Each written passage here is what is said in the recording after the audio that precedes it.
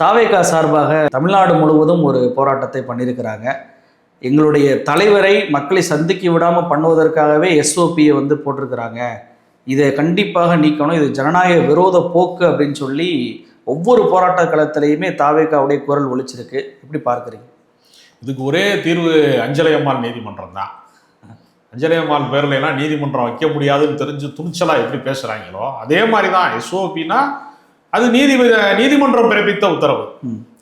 அப்போ நீங்கள் எஸ்ஓபிக்கு எதிராக பேசுகிறீர்கள் அப்படின்னா இது ஒரு வகையில் பார்க்குற போது நீதிமன்ற அவமதிப்பில் தான் சேரும். ஜனநாயகபூர்வமாக எந்த கட்சி கூட்டம் போட்டாலும் சரி, ஆளுங்கட்சியே கூட்டம் போட்டாலும் அது காவல்துறை அனுமதி பெற்று அதற்கு முறைப்படுத்தல் இருக்கு. ஏன்னா எந்த விபரீதமும் நடக்காமல் இப்போ எடப்பாடி பழனிசாமி ஒரு 180 தொகுதி சுற்றி வந்திருக்கிறாரு. எங்காவது ஏதாவது பிரச்சனை, தள்ளுமுண்டுகள் ஏதாவது பிரச்சனைலாம் இருக்கா? ஒன்றும் கிடையாது. ஆம்புலன்ஸை மட்டும் ஒரு முறை வழிமறிச்சாங்க தவறுதலா, அப்புறம் அதை சரி செஞ்சுக்கிட்டாங்கல்ல. ஆமாம். அப்போ அரசியல் படுத்தப்பட்டவர்கள் என்பவர்கள் வேறு. நீங்கள் பாஜக கூட்டம் போடுது, மோடி வர்றாரு, எத்தனையோ பேர் வர்றாங்க, கூட்டம் நடத்துகிறாங்க, ஏதாவது குழப்படி ஆகுறாங்க இல்லை. பல பொது நிகழ்ச்சிகள் நடந்துக்கிட்டே தான் இருக்கு. நமக்கு தெரியும் இங்கே மதுரையில் வைகை ஆற்றில் கள்ளழகர் இறங்குவார், லட்சக்கணக்கான பேர் கூடுவாங்க. அதுவும் ஒரு கடுமையான சித்திர வெயிலில் கூடுவாங்க. எதுவுமே எந்த அசம்பாவிதமுமே நிகழாத வண்ணம் அதை பாதுகாப்பாங்க. அது காரணம் என்னன்னா, இங்கே கலந்து கொள்ளக்கூடிய ஒவ்வொரு தனி மனிதனும் அந்த பொறுப்பை அவன் ஏற்றுக்கொள்வான். பொது இடத்துல எந்த தீங்கு செய்யக்கூடாதுங்கிறது. இவங்க என்ன செய்யறாங்கன்னா, மரத்து மேலே ஏறுறது, ஜெனரேட்டர் மேலே ஏறுறது, சுவர் ஏறி குதிக்கிறது, இந்த மாதிரி சாகசங்கள்லாம் இருக்குல்ல. குரங்கில் இருந்துதான் மனிதன் பிறந்தான்ங்கிற டார்வின் தத்துவத்தை கடுமையாக மறுக்கிறவங்க இருக்கிறாங்க. அவெல்லாம் என்ன சொல்லுவான், குரங்குல மனுஷன் மறந்தானா இன்னும் எப்படியா குரங்கு மிச்சமா இருக்கு, இப்போ அது மட்டும் பரிணாம வளர்ச்சி அடையலையா, அவ என்ன குரங்குன்னு சொல்றியா நீ அப்படின்னு கோவப்படுறேன். எவ்வளவு இருக்காங்க அறிவியலுக்கு எதிராக பேசுறீங்க. ஆனா குரங்கிலிருந்துதான் மனிதன் பிறந்தான் என்கிற டார்வின் தத்துவத்தை நிரூபிப்பதற்காக ஆரம்பிக்கப்பட்ட இயக்கம் தான் தமிழக வெற்றி கழகம். எல்லாருமே குரங்கு சேட்டை தான், தலைவன் வரைக்குமே சேட்டை தான். எல்லாத்துலேயுமே எது செய்யக்கூடாதோ, அதை எப்படி செய்யக்கூடாதோ, எப்படி நடந்துக்க கூடாதோ அதை மிக சிறப்பாக நடந்து கொள்ளக்கூடிய முறை.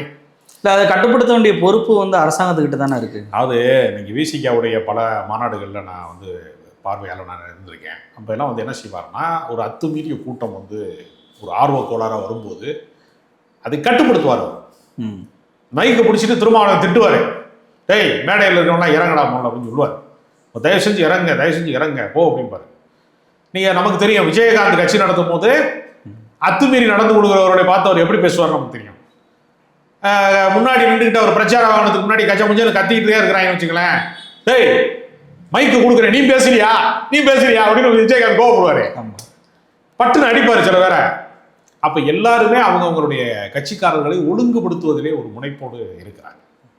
அப்ப நீங்க திருச்சியில இப்போ திமுகவுடைய ஒரு மிகப்பெரிய பிரமாண்ட மாநாடு நடக்குது, ஏதாவது தள்ளுமுள்ளு நடக்குதா, யாராவது கீழே சாகுறாங்களா? அப்போ ஒரு எந்த விபரீதம் நிகழாத வண்ணா அவங்க ஊர் போய் சேர்ற வரைக்கும் அவங்களுக்கான பாதுகாப்பு என்பது, அதாவது காவல்துறை தான் காரணம்னு சொல்றது இருக்குல்ல, அது ரொம்ப வேடிக்கையானது. 30,000 பேர் இருக்கிற ஊர்ல போலீஸ் எவ்வளோ இருப்பான்? 30,000 பேர் இருப்பானா? இல்லை, 30 பேர் தான் இருப்பான். ஒரு ஸ்டேஷன்ல அதிகபட்சம் போனால் ஒரு 30 பேர்லேருந்து 50 பேர் ஷிஃப்ட் மாதிரி கணக்கு போட்டாங்க. அதனால தான் என்ன செய்வாங்கன்னா, ஒரு பொது நிகழ்வுக்கு ஒரு மாவட்டத்தில் ஒரு அமைச்சர் வர்றாரு, அது சிஎம் வர்றாரு, ஏதோ ஒரு நிகழ்ச்சினா பிற மாவட்டங்களில் தான் ஆள் அனுப்புவாங்க. அப்போ பற்றாக்குறைங்கிறது, அப்போ காவல்துறையை நம்பி யாரும் மாநாடு நடத்த மாட்டாங்க, காவல்துறையை நம்பி யாருமே பொதுக்கூட்டம் நடத்த மாட்டாங்க. அவங்க கட்சியினுடைய தொண்டரணி அதை ஒழுங்கு செய்வாங்க எல்லா இடத்துலையுமே. அது சிறிய கூட்டமாக இருந்தாலும் பெரிய கூட்டமாக இருந்தாலும் மிகப்பெரிய மாநாடாக இருந்தாலும் அது ஒழுங்கு செய்ய வேண்டிய பொறுப்பு போலீஸுக்கு இங்கே வேலையே இருக்காது. போலீஸை ஓரமாக ஒரு செக் ப்ராப்பர்ட்டி மாதிரி தான் வச்சிருப்பாங்க. அவங்களுக்கு ஒரு வேலையும் கிடையாது. இந்த வர்ற பொட்டலத்தில் ஒன்று கொடுப்பாங்க, சாப்பிடுங்க சார் கொடுப்பாங்க, ஒரு தண்ணி பாட்டில் தான் கொடுப்பாங்க, அவ்வளோதானே தவிர அவருக்கு ஒன்றுமே வேலையே இருக்காது. காவல்துறைக்கு எங்கே ஒரு பெரிய அளவில் அவங்க திரட்டு வாழை கூட்டிட்டு வருவாங்கன்னா, பெரிய போராட்டம் நடக்கிற போது, அரசுக்கு எதிரான போராட்டம் நடக்கிற போது, அரசாங்கத்தினுடைய சட்டத்துக்கு எதிரான ஒரு சட்ட மறுப்பு போராட்டம் நடக்கிற போது, அங்கு வன்முறை வெடிக்கக்கூடுங்கிற அச்சம் இருக்கிற இடத்துல தான் அளவுக்கு மீறி போலீஸ் படையை திரட்டுவாங்க. இவன் என்ன சொல்றாங்கன்னா, எங்கே போனாலும் எங்களுக்கு போலீஸ் படையை திரட்டி கொடுக்குறான். சரி, போலீஸ் கட்டுப்படுறானா? காவல்துறையினுடைய நிபந்தனைகளுக்கு கட்டுப்படுறானா? நீதிமன்ற நிபந்தனைகளுக்கு கட்டுப்படுறானா? எதை பத்தி எந்த ரூல்ஸையுமே ஃபாலோ பண்றதே கிடையாது. எதை பத்தி யாரும் கவலைப்படுறது கிடையாது. அது ரொம்ப ஒரு ஆச்சரியமான ஒற்றுமை என்னன்னா, கட்சி தொண்டனும் கவலைப்படுறது கிடையாது, கட்சி தலைவனும் கவலைப்படுறது கிடையாது. இல்லை, அதில் தான் ஒரு கேள்வி வருது. என்னன்னா, தன்னுடைய ரசிகர்கள் மீதான பாதுகாப்புக்கு தான் எஸ்ஓபி அப்படின்றத அரசாங்கம் வந்து சொல்றாங்க. அந்த எஸ்ஓபியை எதிர்ப்பதன் மூலமாக தன்னுடைய ரசிகர்கள் மீதான அக்கறையின்மையை விஜய் அவர்கள் வெளிப்படுத்துறாரா? ஏன்னா இப்போ வந்துட்டு எஸ்ஓபி போட்டதுல இருந்தே விஜய் அவர்கள் மக்கள் சந்திப்பு என்பதை நிர்வாகிகள் சந்திப்புன்னு மாத்திடுறாரு. 4990 பேர் தான் அப்படின்ற அனுமதி அப்படின்றத மாற்றி நடத்தக்கூடிய சூழல் வருதுல. அப்போ விஜய் தரப்பு என்ன சொல்றாங்கன்னா, எங்களை சந்திக்க விடாம முடக்கக்கூடிய ஒரு நிகழ்வு தான் இந்த எஸ்ஓபி அப்படின்றத வைக்கக்கூடிய குற்றச்சாட்டுல ஒரு நியாயம் இருப்பதை போல அவங்க தரப்பு சொல்றாங்கல்ல. இல்லை, அதாவது அவங்க வந்து விபரீதமான சூழல் நடக்கிற போதெல்லாம் அதுக்கு பொறுப்பேற்றுக் கொள்ளவும் இல்லை. அந்த பழியை தூக்கி கரூர்ல ஒரு ஒரு விபரீதமான சம்பவம் நடக்குதுன்னா அங்க இருக்கக்கூடிய லோக்கல் எம்எல்ஏ, லோக்கல் கட்சிக்காரங்க மேலதான் அந்த பழியை போட்டாங்க. யார் நிவாரணம் வந்து அந்த அவசர உதவிக்கு வந்து உடனடியாக ஓடி வந்தார்களோ, யார் ஆம்புலன்ஸ் மூலமாக உதவினார்களோ, யார் ஆபத்துல உதவுனவர்களை யாருமே மறக்க மாட்டாங்க. ஆனால் ஆபத்திலே உதவியவன் மீது கொலைப்பணி சாட்டுவது இருக்குல்ல, இந்த உயிரெல்லாம் பறிபோனதுக்கு நீதான் காரணம்னு சொல்றது இருக்குல்ல, அந்த துணிச்சல் வேறு யாருக்குமே வராது. உங்களுக்கு இது சமீபத்தில் கடைசியாக நடந்த கூட்டத்தில் கூட ஒருத்தன் வந்து பைக்கில் ஃபாலோ பண்ணி ஆக்சிடென்ட் ஆயிட்டான், ஐசியூவில் கிடக்கான், அவனை பார்க்கறதுக்கு யாருமே வரல. அதுக்கு முந்தைய கூட்டத்தில் சூரஜ்னு ஒருத்தன் எதிர்பாராத விதமாக அவன் இறந்து போறான். அது அவன் எங்க ஆளே கிடையாது, எங்க கட்சிக்காரனே கிடையாது. அப்ப கியூஆர் கோடு வச்சு ஸ்கேன் பண்ணி உள்ள அனுப்பும் போதே என் ஆள் கிடையாதுங்கிறாங்க. அப்போ ஒட்டுமொத்தமாக எந்த பொறுப்புணர்ச்சியுமே வந்து கிடையாது. அதனால அவர்கள் அரசியலாகவே இதை பார்க்கல. ஒரு கலவர கும்பல் வந்து ஒரு ஊருக்குள்ள புகுந்தா என்னென்ன விபரீதங்கள் வருமோ அதை வந்து தாவேகாவினுடைய சாதாரண கூட்டங்களே நிகழ்த்துறாங்க. மேற்கூரையை உடைச்சிட்டாங்க, ஆஸ்பத்திரியோட இது வந்து உடைஞ்சிருச்சு, எங்களுக்கு காம்பவுண்டு செவரை வந்து இடிச்சு விட்டாங்க. இதெல்லாம் எங்கேயாவது நம்ம கேட்டிருக்கோமா? அப்ப எதுவுமே தெரியல. அவ இந்த மாதிரி ஒரு அரசியலை செஞ்சுட்டு எங்களை தப்பா சொல்றாங்க, எங்களை தற்கூரின்னு சொல்றாங்க. அதை விட ஒரு மோசமான வார்த்தை கிடைக்கல நமக்கு. அதுதான் உண்மையான பிரச்சனை. இல்லை, அரசியலே தெரில அப்படின்னு சொல்கிறீங்க. இன்னைக்கு ஆதவர்ஜனா பேசும்போது கூட பொலிட்டிக்கலாக வந்து திமுகவை அப்போஸ் பண்ணாமல் ரஜினிகாந்தை வைத்து பேசுவதை பார்க்க முடியுது. ரஜினிகாந்த் அவர்கள் வந்து இது மாதிரி தான் அரசியல் பண்ண வந்தார், திமுக குடும்பம் வந்து எதிர்த்துருச்சு. ஆனால் விஜயை பாருங்க, அவர் மன வலிமையோடு வந்துட்டாரு அப்படின்ற மாதிரி அவர் பேசியிருக்கிறாரு. இதிலே கூட ஒரு சினிமாத்தனத்தை பூத்தக்கூடிய, ரசிகர் சண்டையை பூத்தக்கூடிய அளவில் தான் தாவேக்கா இருக்கா. இல்லை, அதாவது ரஜினிகாந்துக்கு வந்து உண்மையாகவே அரசியலில் வராதவங்க போனதற்கு அவருடைய சுய சிந்தனை தான் காரணம். அவரை யாரும் வந்து அழுத்தம் தர முடியும். ஏன்னா ஜெயலலிதா வந்து 91, 96 காலகட்டங்களில் ஒரு காட்டு தர்பாரை நடத்திய போது, ஒரு காட்டாட்சியை நடத்திய போது எல்லா மக்களுமே கொதிப்படைந்தாங்க. அப்போ தான் வளர்ப்பு மகன் திருமணம் வந்து வருமானத்துக்கு அதிகமாக சொத்து செத்த பிரச்சனை, பஞ்சாயத்து வந்து போக்குவரத்து துறையில் வந்து முறைகேடு செஞ்சு இப்போ செங்கோட்டையன் இருக்கிறார் இல்லையா, அவர் நீதிமன்றத்தால் தண்டிக்கப்பட்டு 2.5 கோடி அபராதம் கட்டணும்னு கோர்ட்டு அவரை சொன்னது. அவர் வந்து தேர்தலில் போட்டியிடக்கூடாது குறிப்பிட்ட ஆண்டுகள் வரைக்கும். இப்போ எப்படி சசிகலாவுக்கு 2027 வரைக்கும் தேர்தலில் போட்டியிட முடியாதுன்னு நீதிமன்ற உத்தரவு இருக்கிறதோ, தண்டனை விவரம் இருக்கிறதோ, அதே மாதிரி தான் அவருக்கும் விதிச்சாங்க.